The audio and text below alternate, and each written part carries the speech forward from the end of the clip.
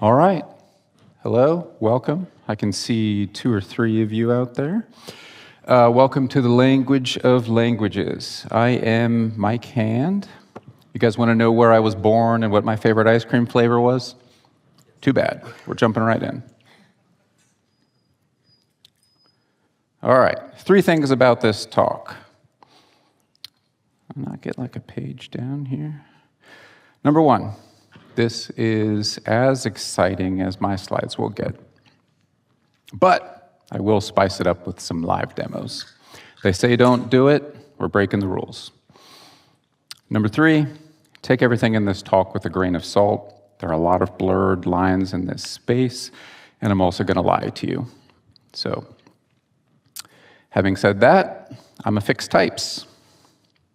That joke was for one person, and I don't see him laughing. The language of language. We're going to talk about type systems. So there are a couple main dichotomies people think about when it comes to type systems.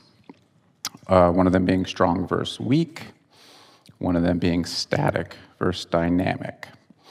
Then there's also, hanging out there at the edges, duck typing. Let's talk about strong versus weak first. So there's actually no formal or technical definition of what makes a language strongly typed or weakly typed. And one of the reasons why this is because no language is truly strongly or weakly typed. It's really more of a sliding scale. Where do you fall on that spectrum? Languages are more accurately referred to as being more strongly typed or less strongly typed.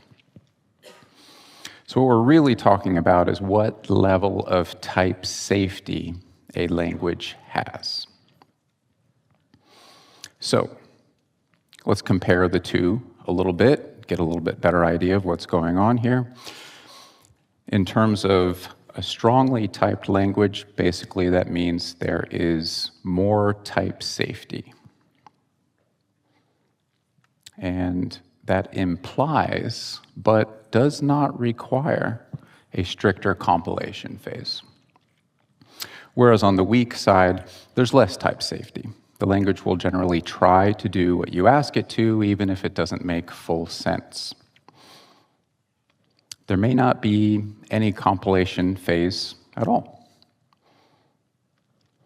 So back on the strong side, what this means is there are rules around variable assignment, around method calls, method arguments, return values. These are all checked at compile time before a program is ever executed.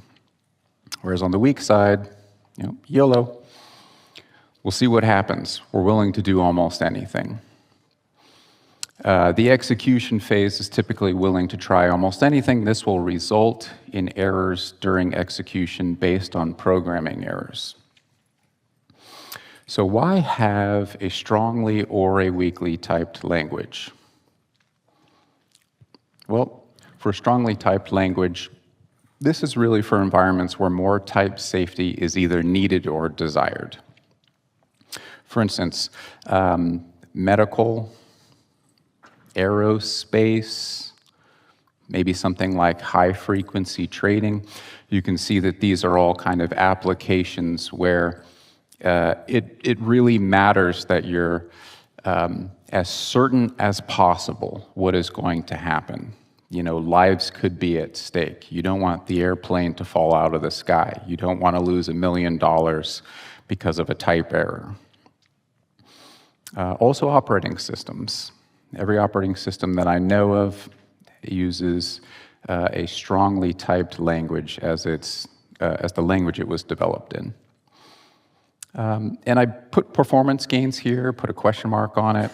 I think there's some scholarly debate around this. I tend to think, yes, there are more performance gains that are possible here when you have a strongly typed language, particularly if it's also statically typed. The compiler can make optimizations for you that wouldn't be possible otherwise.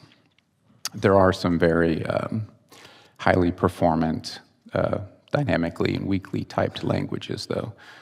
though usually that's because they tend to kind of secretly employ some of those same strategies under the hood.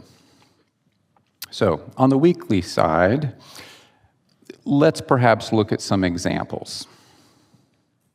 So Perl, an example of a weakly typed language.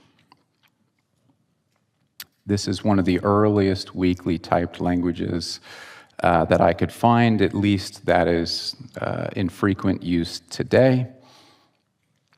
And its beginnings, it was a scripting language, originally designed to make report processing easier. After that, Perl grew into other areas, particularly CGI, Common Gateway Interface. It was a very strong player in some of the early, you could say, web server sort of programming, probably because of its strong regex implementation, and it had strong string manipulation because of its background in report processing. So think of acting on forms that were submitted, request headers, pulling parameters out of URLs and things of that nature. It was uniquely well suited to that at a time when other languages might not have been. Another one that you'll be probably more familiar with, JavaScript. JavaScript is well known for being developed very quickly, but more importantly, the scripting language originally was designed to allow interactivity in web pages, a very specific purpose. Instead of embedding Java, which would have been quite heavy, a new language was developed to do that.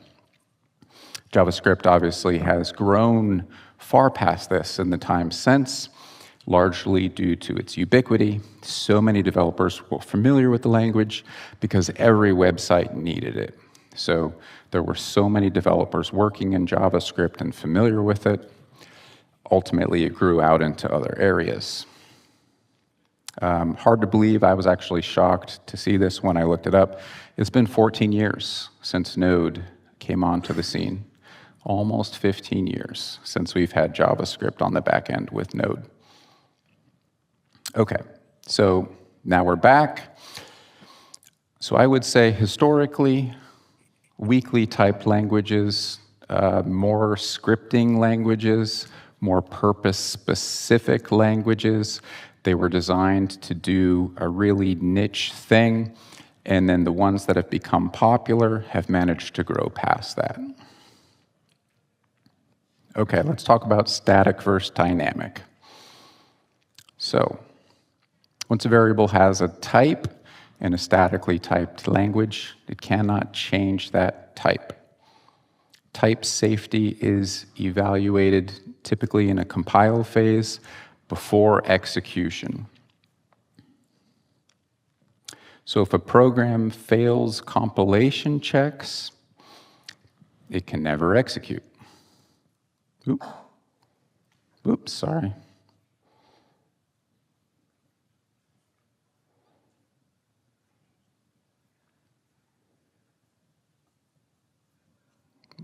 Keep going. I swear when I tested this, I could just hit down and it would go to the next page, but it's not doing that now. All right, we're back. So if the static type checker passes, the program is guaranteed to never have any errors, right? No. It's guaranteed never to have the kind of errors that the static type checker verifies. So basically that means you'll never have a type error at execution time by trying to take an operation that's not possible on a particular type or two particular types together. The common example is adding a number and a string. On the dynamic side, the variable type can change, and it may never actually even be declared. Since the types can change, there may never be a guarantee at any given moment of what the type of that variable is. And this means that certain types of issues are guaranteed. No, not guaranteed, but are possible.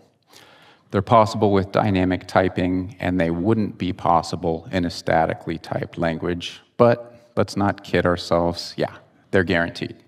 I've seen the code some of you write. I put here again with a question mark, maybe in dynamically typed languages, they allow for faster prototyping, faster proof of concept, faster path to a minimum viable product. Personally, I don't really buy how true this is. I think one of the best arguments for this is Ruby, particularly Ruby on Rails. And I don't think that's because the language was dynamically typed. I think Rails really just was first to a lot of improvements in the framework space, the web framework space. And in my opinion, it's actually been passed since then by many other frameworks. But this is at least a commonly held belief with dynamically typed languages. So you may be asking yourself, are there actually two sets of distinctions here? Strong and static typing sound pretty much the same to me. So do weak and dynamic. So what's the difference? Well, generally those two pairs do go hand in hand, but not always. For instance, Python is an example of a strongly typed but dynamically typed language. Even though it is dynamically typed, Python will still forbid actions on incompatible types. It has strong type safety, but dynamic type checking. Other examples of that, Ruby, Elixir, Erlang. These are languages that have become more popular recently. So a quick compare and contrast. So we'll put Java on one side, JavaScript on the other. We've got static and strong, we've got dynamic and weak. So if we declare an int, we declare a string, can we plus these together? This should not be possible. Whereas on the other side, we don't even need to declare the types, right? Put a 5 into one, put hello into the other, and it'll be perfectly happy to do the plus operator on these and give you back shello. All right, so let's switch over to some code, and we'll see a little bit of the demo. So let's start here by just printing out, okay, hello world. We're off to a great start. So you can see here, I've defined a couple variables. I've got an int, a float, a string, and a Boolean just to get us started. So here's what something legal looks like, and here's what something illegal looks like. You can see here there's no issues. We're adding an int, and we're expecting an int back. Here you can see the red squigglies, and it's telling us the operator plus is undefined for the argument types of int and Boolean. These are incompatible types. We can't use operator plus on them. Okay. So in a strongly typed language, like Java, the types have to match, right? So you see here I have an int and a float, and it's perfectly willing to do that math for us. So the types apparently don't have to match, but they just have to be compatible, right? We see that it's obvious how we can take an int and kind of up-convert it into a float. All we have to do is put a .0 on the end, and all of a sudden it's magic. They just kind of go together. Well, no. Consider this example, and I just told you that this doesn't work. But I'm going to ask Java to do it, and it's going to actually do the same thing that JavaScript would. 5 hello. Well, why does this happen? It's actually really useful that it does. We probably do this all the time in things like printing things out, like I just did here, maybe putting things in a log message. Well, before I give you that answer, let's go back and talk about one more thing real quick. A quick detour into manifest versus inferred. This one's actually pretty simple. In manifest type, the variable types are declared by the developer explicitly, whereas inferred types are inferred, either by the compiler or at runtime. In Java, for instance, this makes a huge difference. Java is a famously verbose language, and this can make the language much less verbose. So let's say that you have a method that returns a list of string to set of integer maps. We don't have to refer to it that way. We can just say, or just call it a var. It's still strongly typed. It's still Java. That's not changing. But we know that the compiler can infer that type. It's the return method, the return type of that method. And so it's really just formality. It's boilerplate to write it all out. So finally, as of Java 10, we can use var. All right, so let's hop back to the demo. And the reason that I took that detour is because I'm going to use var here. So I just want you to be aware that this is still a strong type. And in fact, what we will do is we will ask this variable, int plus string inferred, what its class is. And we can see that it is a string. We didn't declare it as a string, but it is a string. The compiler was smart enough to figure that out for us based on the context. So why does this get turned into a string? As we can see here, we can declare it as a string. Well, it's just helpful, right? It's easy to turn a number into a string. It's annoying code to write, but thankfully, we don't have to write it. It's a common enough thing that it's done for us. But this, however, still fails. We can't ask for it to be an int. We will get an error. Type mismatch, cannot convert from string to int. And here's the string in question. That would need to be an int for this to work. But what happens if we have a string which is an int value? This is a string representation of an int value. Will this work? Well, no. We still can't do this directly regardless. That's a step too far, at least for Java. Even though we know that quote for to quote really could be converted to the number 42, Java says no. But we can, obviously, ask this utility method to say, hey, I've got this string. It's an int value. I'm going to tell you that it should work. Please go ahead and convert that for me. And it's perfectly willing to do that. It will, of course, throw an exception if that isn't true, but it will try to do that. Again, this is code that would be annoying to write, and thankfully it's provided for us. And really, this is all that weakly typed languages are doing. They're just trying to find some way to make the types work. There's less type safety, but there's actually just as many or more rules about how the types operate with each other.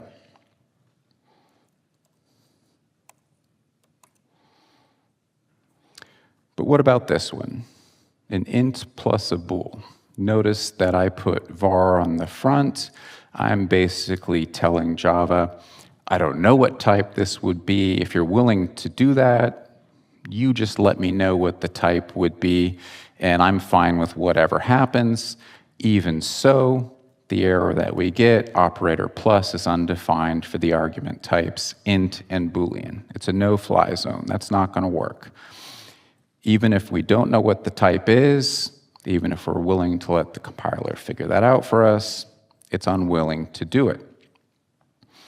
But we do have some options. So I've taken the liberty of defining 3 of them. We'll go ahead and show you what these output. So maybe it's 6, maybe it's true, maybe it's 5 comma true, and to be honest, there's a lot of other different ways we could have gone with this. Let's look at what the logic is here. So in this first one, we're going to take an int plus a bool. We're going to end up with an int. The method that I took was saying, well, if the boolean is true, let's treat it as if it was a 1. Otherwise, let's treat it as if it was a 0. And then let's go ahead and either add that 1 or 0 to the value of the int. Int plus bool, ending up with a bool, fairly similar. If the integer is 0, let's pretend it was false. Otherwise, let's pretend it was true. And then let's AND them together. Int plus bool to string. There's a lot of different ways we could have gone with this. We could have gone with the string representation of our previous int plus bool to int method.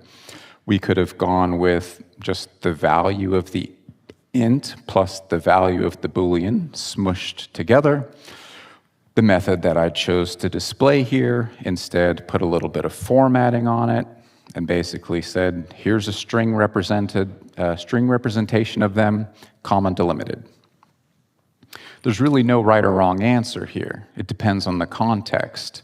And the programming language in general does not know what the context is.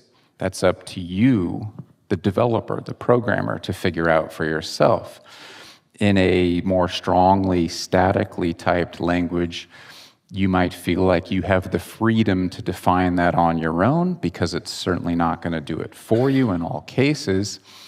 In more of that weakly typed language, generally some decision is going to be made for you. It's going to take some sort of action. You may or may not be looking for the result, but it'll do something for you with less input on your part.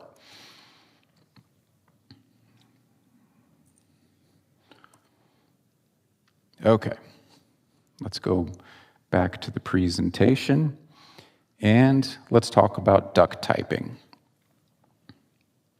So the idea behind duck typing, or at least the name, where it comes from, the saying, if it walks like a duck and it talks like a duck, well, it must be a duck. This is basically in regards to methods or properties of an object or an instance of a class. Feel free to call anything on this instance. I'm not going to worry at compile time if that method or property happens to be there, but if it does, it'll work. If it doesn't, you will get some kind of error, but I'll let you try regardless. And philosophically, this tends to go more with weaker dynamic type systems, not necessarily the strong and statically typed languages. However, Python, again, is a good example of a language that kind of breaks this rule. It's a strongly typed language that employs duck typing. There are also some statically typed language, to be honest, that I have no personal familiarity with, that do employ duck typing. And even in statically strongly typed languages that don't have true duck typing, consider programming patterns like interfaces to at least mildly be in that vein, right? If you're implementing an interface, you're basically guaranteeing that that method is available on that object. And as well, if you're familiar with Java and C#, consider the object class, right? This is the super class that everything inherits from. So that also means that every other class has certain methods available on it that are defined in object. We can take any object and call something like toString on it. Okay, back to the demo. We'll continue trying to ruin a perfectly valid language by adding duck typing to it. So let's say we have this string, Star Trek, we have this Boolean, true. Let's try calling a method on this string. So let's say we want to add a bool to this string. Will this work? No. We see that here before we've even compiled this. We're getting an error. It says the method add bool with an argument of Boolean. It's undefined for the type string. So this cannot happen.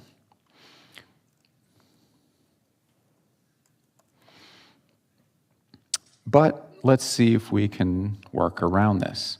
So I created a new class called stirString. Let's go take a look at stirString.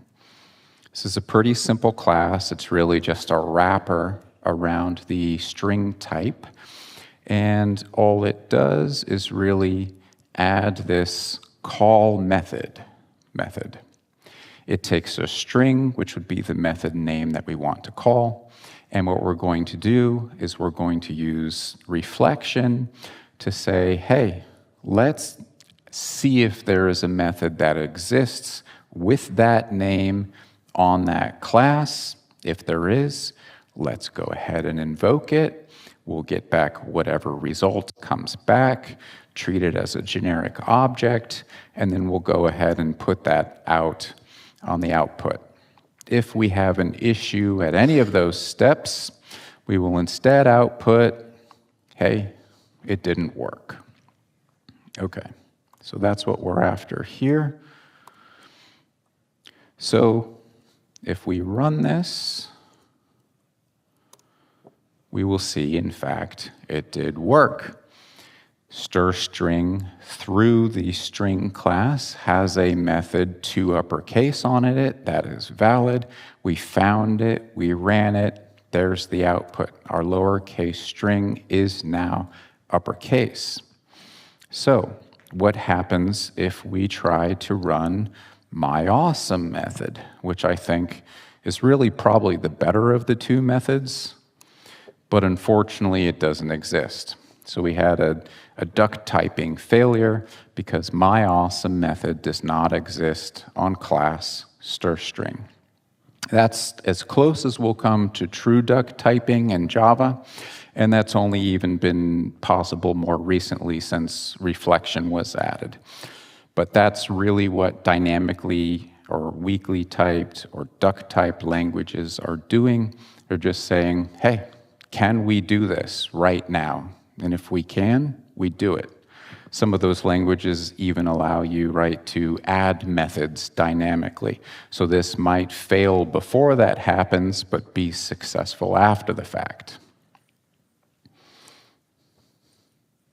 Okay, so now let's talk about compiled versus interpreted languages.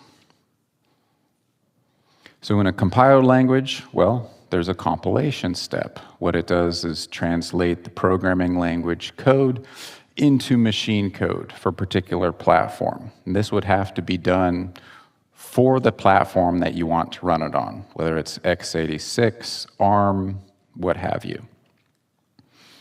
This is typically something that strongly typed languages will employ. Because they're strongly typed, they typically favor having a compilation step. But again, Python is a notable example there of something that kind of breaks that rule. On the interpreted side, well, that just means that interpreter exists. This is another program, right? It's its own separate application. It directly executes instructions from the programming language code. What this means is instead of compiling your code for a particular target platform, you're trusting that an interpreter exists for that target platform. These will often be created either by the maintainers of the platform or the language itself. More often, these tend to be dynamically typed languages, but again, that's not a hard and fast rule. So what makes a language compiled or interpreted? There's actually a very clear answer to this one. Unlike some of the others, well, is there a compiler or an interpreter for the language? If there is, then it qualifies. If there's a compiler, it's a compiled language. If there's an interpreter, it's an interpreted language. There's also no rule, though, that a language can't be both compiled and interpreted. It could have implementations that fall on both sides of the fence. Or it can have two competing interpreted implementations, or any other combination. There are multiple C++ compilers, for instance, and they tend to target perhaps different use cases, but there's no rule that says there can't be yet another one. So some languages still kind of straddle that fence. They may be both. That may lead you to say maybe they're neither. Modern implementations of Java, for instance, are JITted, just-in-time compiled. So Java is typically, quote-unquote, compiled using Java-C into bytecode. So this isn't really true compilation because it's not machine code that runs on the metal. It's bytecode. It's this intermediate implementation. And that, in turn, is typically interpreted until the Java virtual machine decides that it's worth compiling. And the JVM typically will also decide to optimize the compiled code even more if it's very hot. For instance, a method that is called often, or where execution spends a lot of time. Now, there's nothing to say that Java couldn't be purely implemented or purely compiled. There really is nothing that would force any language purely into either of those camps. It's just kind of up to the philosophy of the language. And typically, the philosophy of the original developer of the language would have a lot of influence over that. Anyone can write a compiler for Java for a particular processor architecture, and I'm sure some people have. We may not even know about it. And that can happen for any language. There's really no reason why it can't happen. No one thinks, for instance, of C++ as an obvious target to write an interpreter for, but there's nothing to say that it isn't possible. And in fact, there is one. I don't know how widely used it is, but one exists. Someone probably got a PhD writing it, would be my guess. Another note is that some languages have evolved over time. So some examples of this. Java gained inferred types in stages. First in Java 5, a little bit more in Java 7, in lambdas in Java 8, and then finally the var keyword itself in Java 10. Java really does not move very quickly. TypeScript added types to JavaScript. Although TypeScript would be best described as gradually typed. The types are there, and to the best of my knowledge, if you choose to use them, they're strongly typed, but you can also choose not to use them. Python 3.5 added type hints. And C++ 11 added variable type inference via the auto keyword, followed in C++ 14, where type inference was allowed on return values. So what are the language trends? And this is not really scholarly, this is just my opinion, which is essentially worthless. Strongly and statically typed languages tend to add features like type inference. That's tended to be viewed as valuable, even if it wasn't part of the original language design. And weakly and dynamically typed languages tend to eventually somehow add type safety. Usually this is done, for instance, with TypeScript technically being a superset of JavaScript. And in fact, TypeScript just compiles to JavaScript, right? So it's not truly a language in its own sense in that way. But again, this ignores the fact that the lines are really blurred anyway. So if weakly and dynamically typed languages tend to develop more type safety over time, why do they still exist? If strongly and statically typed languages are safer, why do it any other way? Well, the truth is, it's really all the same. It's just how much work you're doing manually. It's how much control you want to have at that point in time. All of the same things are possible. It's just whether you get certain things for free that you don't have control over, or whether you want to choose to write them yourself. You can add a string and a bool if you want to. It's just how much elbow grease you're going to have to put into it. You can multiply a string by a list or an array. It's just, what do you think the implementation should be?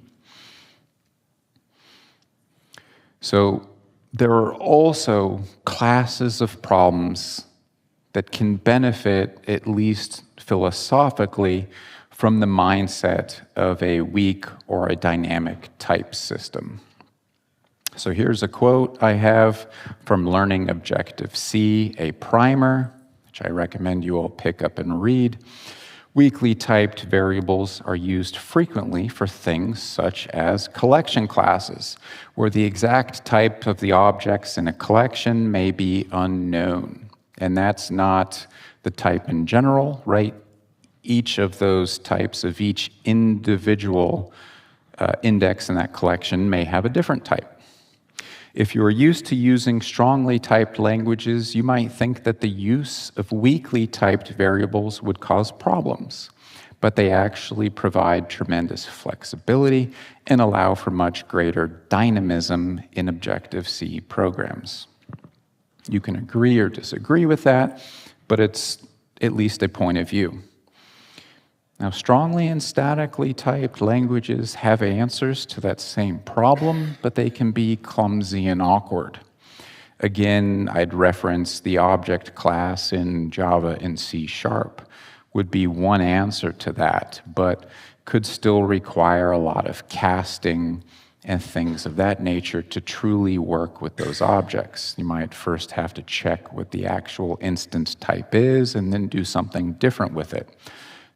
So again, it's how much do you want to do manually? Let's look at some case studies. C++ is often viewed as a great example of a statically and strongly typed language.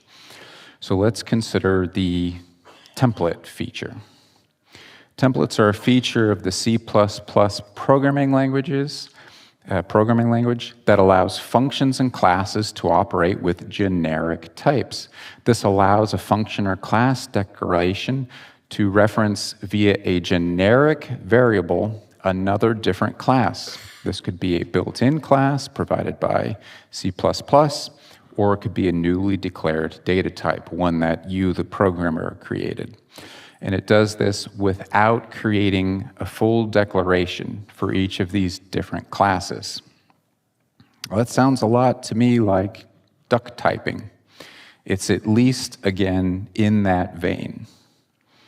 How about type coercion?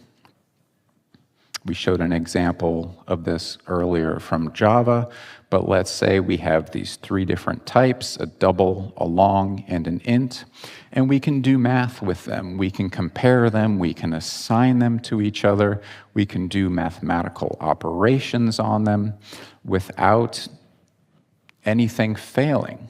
This is at least a mild form of weak typing.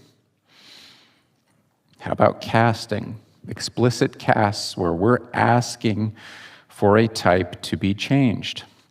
So let's say we have these 3 doubles. We want to treat all 3 of them as ints, add them together, and have the return type be an int. We can do that. We have to be clear that that's what we want to happen, but the compiler will let us do it.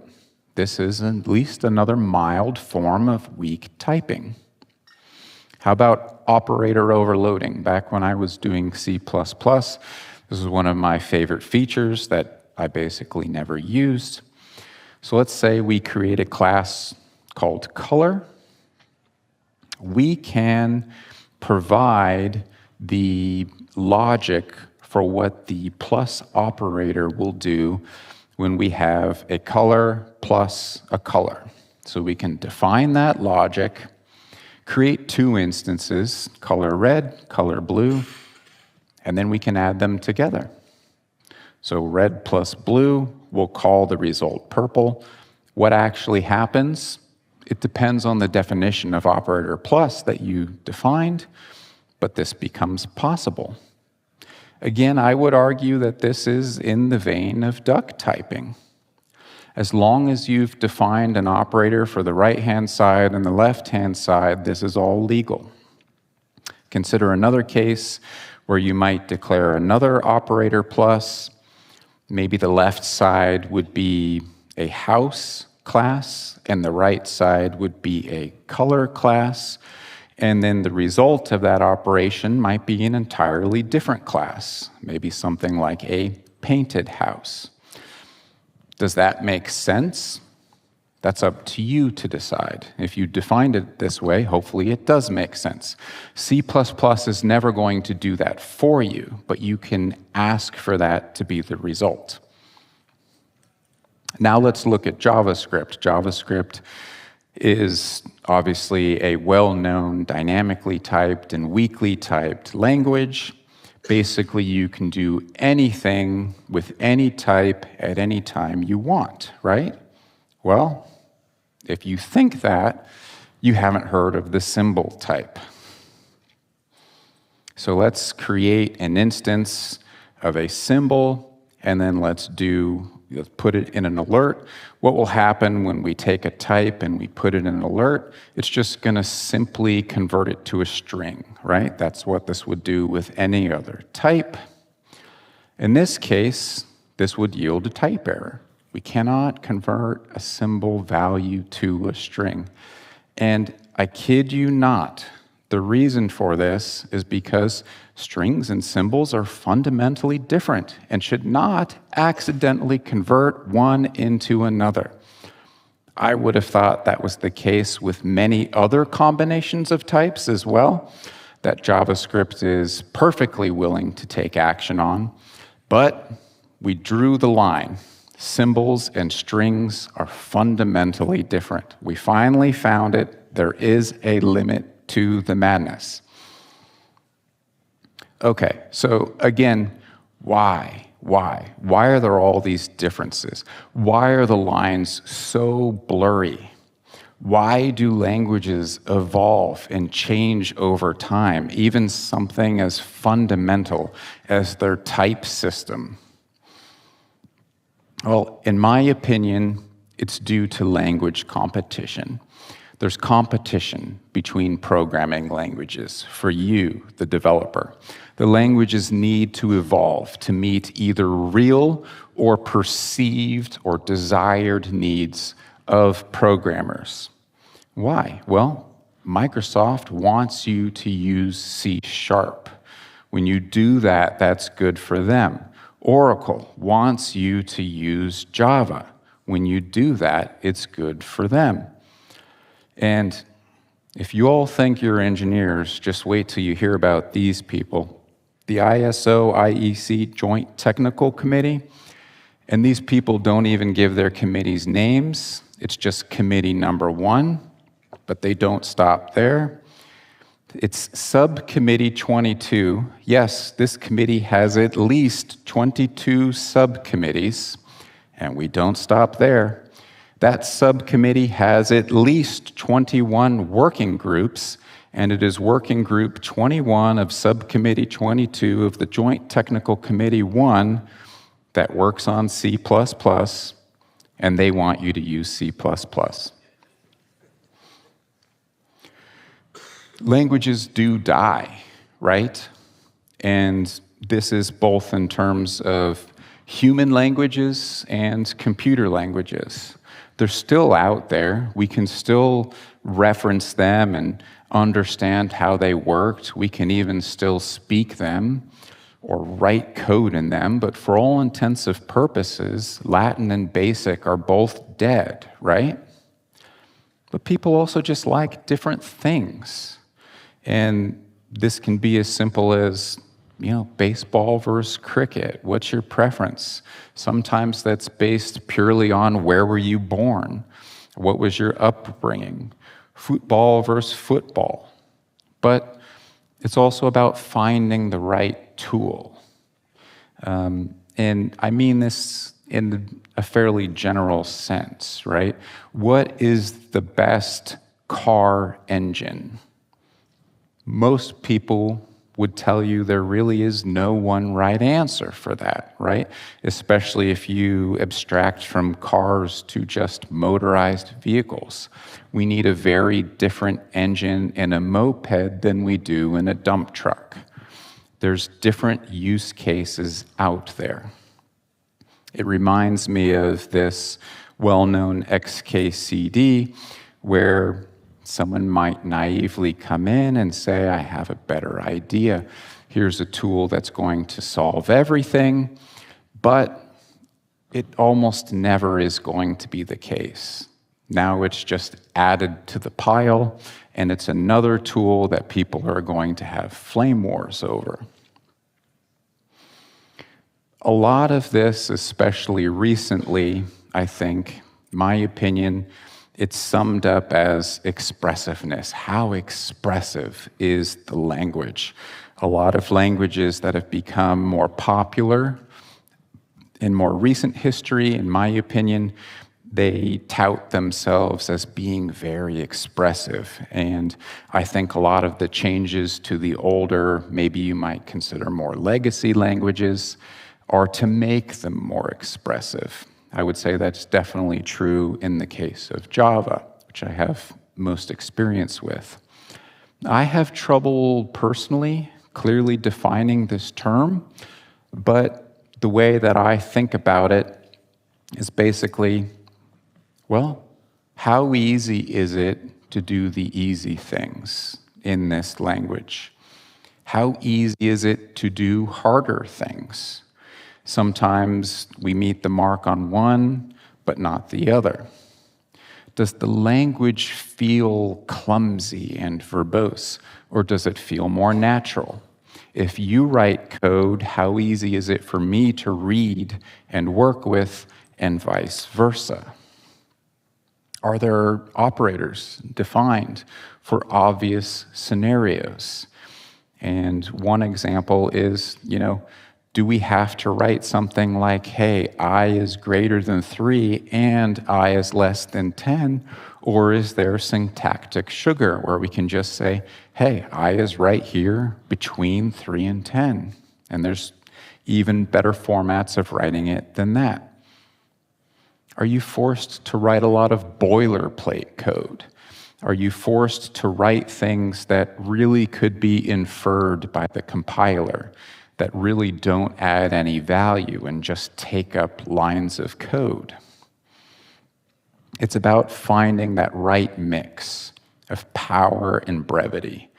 Can you get a lot done with the language without it getting in your way? And in my opinion, there's more competition right now than there's ever been. There used to be maybe 1, 2, or 3 languages that kind of ruled the roost. These days, there's a plethora of programming languages. So if we think about Java, Java would go years between updates, let's say maybe 20 years ago. There was 4.5 years that went by between Java 6 and Java 7, two major versions of Java. But Java has been seeing updates twice a year since 2018. It's actually a little hard to keep up with it. C++ had versions in 1979 when it was first released. Then in 1998, there was an update in 2003, then not again until 2011. But it's been every 3 years since. That's the cadence that they've been on. So there's been C++ 14, 17, 20, and last year C++ 23.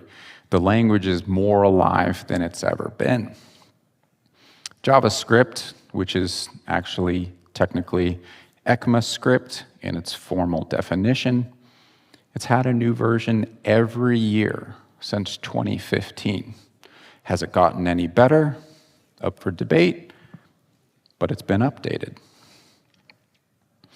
And then lastly, I teased in my abstract that I would teach you all about monads, and I'm not going to do that. I'm sorry.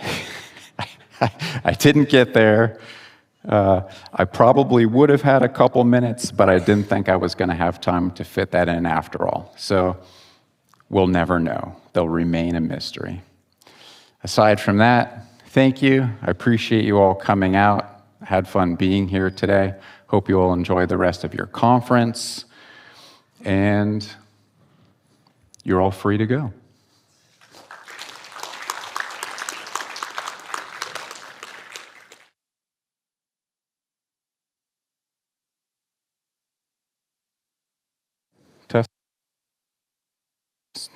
Test. If there are any questions, feel free to come up and ask. I have a feeling that I have solved this forever. There will never be another question about types. But if I missed something, please feel free to bring it up.